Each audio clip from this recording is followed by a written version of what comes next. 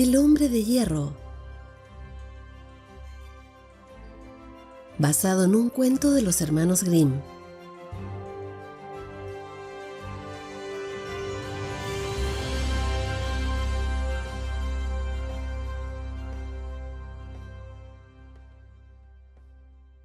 Había una vez un rey que vivía en un castillo cerca de una espesa floresta. Un día no volvió de la espesura uno de sus jóvenes cazadores, y el soberano envió a 2 guardabosques para que lo buscasen. Tampoco estos volvieron, y entonces se organizó una expedición armada para averiguar el paradero de los 3 servidores. Ni hombres ni perros regresaron de aquella expedición, y a partir de entonces nadie se atrevió a internarse en la floresta. Esta se volvió cada vez más tupida y umbría, habitada solamente por fieras y alimañas. Un día se presentó un cazador acompañado por un perro y dijo al rey: «Yo no sé lo que es miedo, Majestad. Estoy acostumbrado a desafiar los más grandes peligros. Vengo a solicitar permiso para entrar en la selva tenebrosa y aclarar el misterio que encierra su espesura». El rey intentó disuadir al osado cazador, pero éste insistió tanto que finalmente obtuvo el permiso deseado. Llegó al corazón de la extensión boscosa y se puso a beber a la orilla de un lago. Junto a él bebía el perro.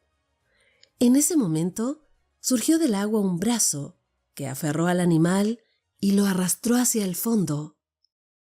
El cazador volvió al castillo y, en presencia de toda la corte, dijo al rey: «El peligro reside en el lago, Su Majestad. Es necesario desecarlo para descubrir el misterio. Impartid las órdenes necesarias y veremos qué hay en el fondo». Un ejército de servidores se puso a la tarea de desecar el lago, y a los pocos días encontraron en el fondo a un hombre gigantesco que tenía la piel del color del hierro. Este fue apresado y, bien sujeto con cuerdas y cadenas, fue llevado al castillo. Su enorme estatura y el color de su piel causaron asombro. El rey ordenó que el prisionero fuera encerrado en una jaula, y a partir de entonces la selva pudo volver a ser recorrida sin peligro alguno. Un día el hijo del rey, Dagoberto, estaba jugando en el patio del castillo con una pelota, y ésta se introdujo en la jaula. El hombre de hierro la tomó, pero no se la devolvió al joven. Este insistió y suplicó, pero recibió esta respuesta: «Te devolveré la pelota si me abres la jaula». «Pero no tengo la llave», respondió el hijo del rey. «La tiene tu madre. La guarda bajo la almohada». Cuando el joven abrió la jaula, el hombre de hierro lo llevó consigo a viva fuerza. Cuando ambos llegaron al corazón de la selva, el oscuro gigante dijo: «No temas, muchacho. Me has librado de la prisión y quiero recompensarte. Vivirás por ahora en mi caverna, donde tengo guardados inmensos tesoros, y si te portas bien, te concederé muchos bienes que te harán feliz».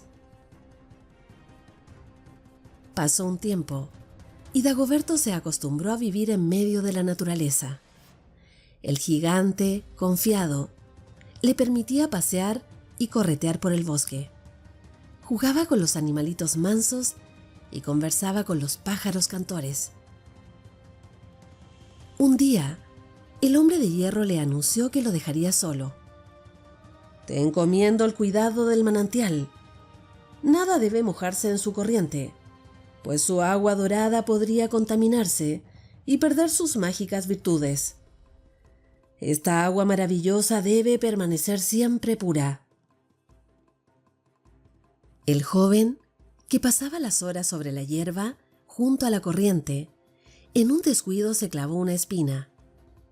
Para aliviar el dolor, metió el dedo herido en el agua y, al sacarlo, vio que éste se había puesto dorado. Intentó borrar aquella huella de su desobediencia, pero no le fue posible. Cuando el hombre de hierro estuvo de vuelta, lo increpó severamente. «¿Has metido el dedo en el agua a pesar de mis recomendaciones?», le dijo. Dagoberto le explicó el motivo y el hombre lo perdonó. Al día siguiente, el joven correteaba sobre la hierba, persiguiendo mariposas, y sin querer pisó cerca de la orilla de la corriente. Uno de los dedos del pie derecho se mojó y se volvió dorado. El hombre de hierro se enojó de veras aquella vez. «Bien, si vuelves a desobedecerme tendrás que irte de aquí. No puedo permitir que el agua de este manantial se contamine». Dagoberto se entristeció. En realidad, él no había desobedecido. La primera vez fue por el dolor del pinchazo, la segunda por un descuido. A partir de aquel día, se propuso mantenerse lejos del manantial, pero seguía intrigado por la virtud de aquella agua que volvía de oro lo que se bañaba en ella. Un día se acercó a la fuente y vio su imagen reflejada claramente en aquel espejo móvil. Al inclinarse, sus largos cabellos deslizándose se mojaron. Al comprobar que su cabellera se había vuelto de oro, Dagoberto se cubrió con un pañuelo. Precaución inútil, pues el hombre de hierro advirtió enseguida los resultados de la nueva desobediencia y le ordenó que se marchara. «Lamento que debas alejarte de aquí, pues nunca olvidaré el servicio que me prestaste al liberarme de la jaula de hierro. Cuando te encuentres en alguna dificultad, llámame y acudiré en tu ayuda». Dagoberto se alejó de la caverna y erró por la extensión boscosa. Al día siguiente salió de la espesura umbría y tomó por un sendero que conducía a la cima de un monte. Descendió por la ladera opuesta, atravesó un valle y llegó a una ciudad que, según le dijeron, era la capital de un reino muy alejado de los dominios de su padre. Se dirigió al palacio del rey y pidió que lo alojasen. El gran cocinero lo tomó a su servicio y un día le encargó que llevase el desayuno a la cámara real. Para esconder su cabellera de oro, el joven la llevaba recogida y cubierta con un gorro blanco de cocinero. Cuando entró con el gorro puesto en la cámara del rey, éste se enojó y ordenó que se lo separase del servicio del comedor. El cocinero lo recomendó al jardinero y éste le encargó el cuidado de una parcela del parque real. En la nueva tarea, el joven escondía sus cabellos bajo un sombrero de amplias alas. Un día de mucho calor, el pequeño jardinero se quitó el sombrero un momento y la luz del sol, reflejándose en la dorada cabellera, iluminó con un extraño fulgor el cuarto de la princesa. Ésta se asomó y al ver aquella hermosa cabellera, ordenó al joven jardinero que cortara para ella unas cuantas rosas. Dagoberto se presentó con las flores, pero no se quitó el sombrero al entrar en la estancia de la princesa. Ésta lo reconvino con tono amable. «¿No sabes acaso que debes descubrirte cuando te presentes ante un superior?», le dijo, y diciendo así, le arrancó el sombrero. Los rizos cayeron como una cascada de oro sobre los hombros del joven, que sin saludar siquiera se alejó corriendo. Al día siguiente, la princesa llamó de nuevo al pequeño jardinero, pero no logró quitarle el sombrero. El joven le resultaba tan agradable que le pidió a su padre lo nombrara su paje. En el nuevo servicio, Dagoberto iba ganándose la simpatía de la princesa. Un día ésta le comunicó una noticia alarmante. «¡Ah! Un ejército enemigo ha invadido nuestro reino. Mi padre ha partido hacia la frontera al frente de las tropas. Nuestras fuerzas son inferiores en número. Necesitamos guerreros. Lástima que seas tan joven. Estoy segura de que si te armaran caballero, te portarías valientemente y contribuirías a expulsar al invasor. Dagoberto no respondió. Se retiró silenciosamente y horas después se presentó al capitán de la Guardia Real. Este, que estaba enrolando soldados, escuchó sonriente la solicitud del joven. «Creo que eres muy pequeño para armarte caballero. Tenemos necesidad de hombres fuertes y no de jovencitos delicados. Sigue cuidando las flores del parque». Cuando el último escuadrón se alejó de la capital, en dirección al campo de batalla, Dagoberto entró en los establos y solo encontró un viejo jamelgo.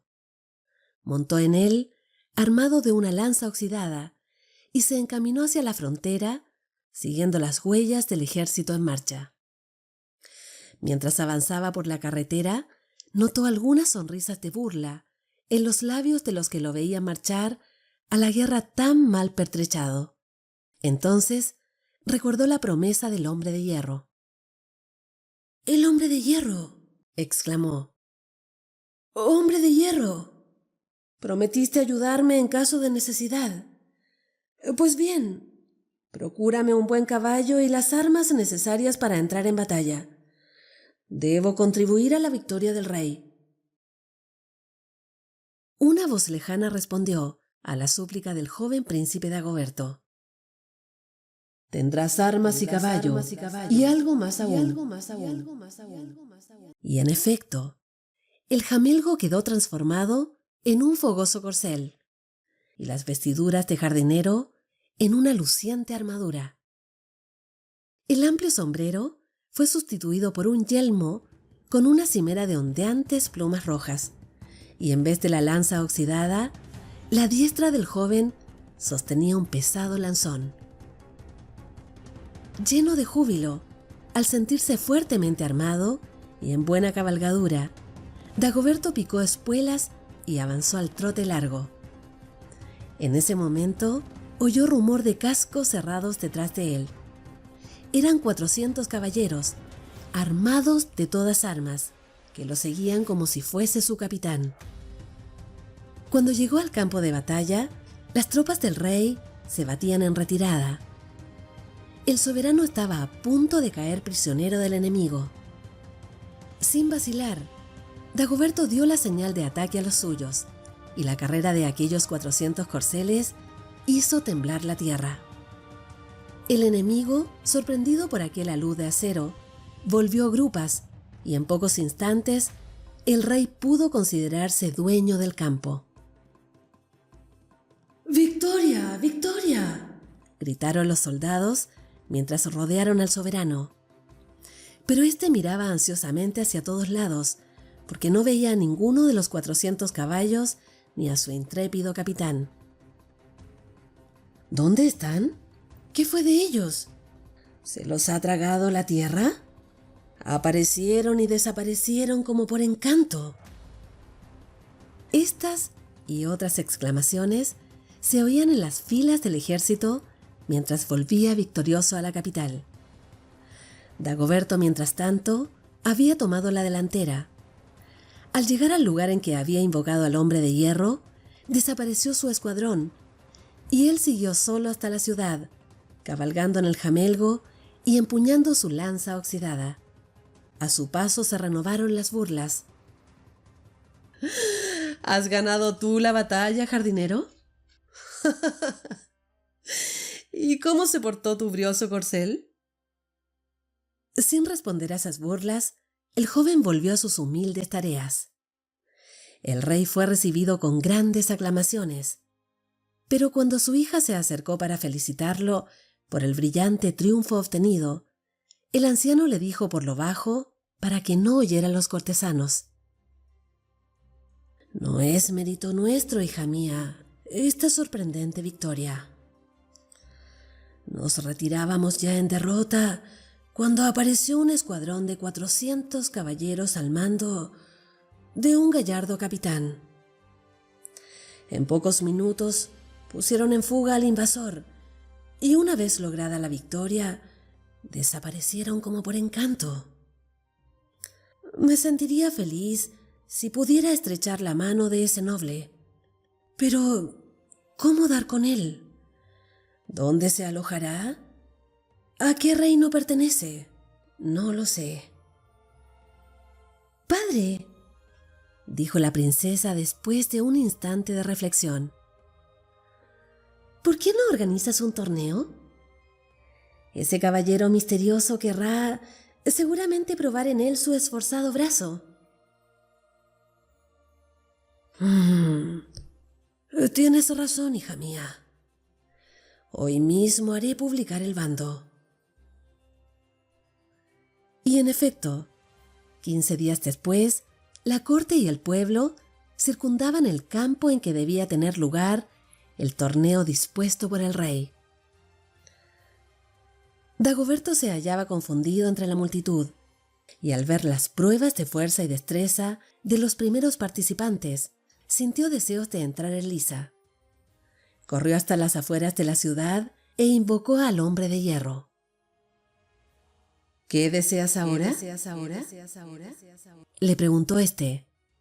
Necesito un caballo y armas para ganar un torneo.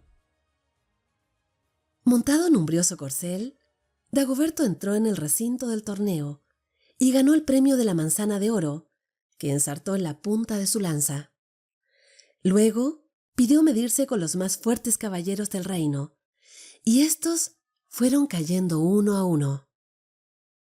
Dagoberto, dueño del campo, fue invitado a descubrirse.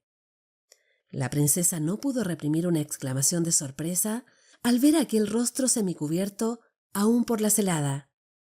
Pidió entonces al caballero que se quitara el yelmo, y un «oh» de asombro salió de todas las focas. La cabellera de Dagoberto caía en el arnés como una cascada de oro. Descubierta así la identidad del joven salvador del reino, el soberano quiso hacerlo caballero sobre el mismo campo del torneo. Dagoberto se arrodilló y el anciano monarca le golpeó el hombro con la espada. Desde este momento eres caballero del reino. Con ello puedes ser mi sucesor si aceptas a mi hija por esposa, dijo. Majestad, respondió el joven levantándose, os agradezco de corazón el honor que me dispensáis, pero a decir verdad, no tenía necesidad de vuestro espaldarazo para considerarme digno de la mano de vuestra hija. Si ella acepta ser mi esposa, me consideraré el príncipe más feliz de la tierra. Porque eso soy, señor, príncipe heredero de un reino lejano. Estas palabras llenaron de regocijo los corazones del rey y de la princesa, y muy pronto se iniciaron los preparativos para la boda. Cuando los padres de Dagoberto recibieron el mensaje y la invitación para la boda de aquel hijo que creían perdido, lloraron de alegría. Con aquella unión iban a reunirse dos reinos bajo una misma corona.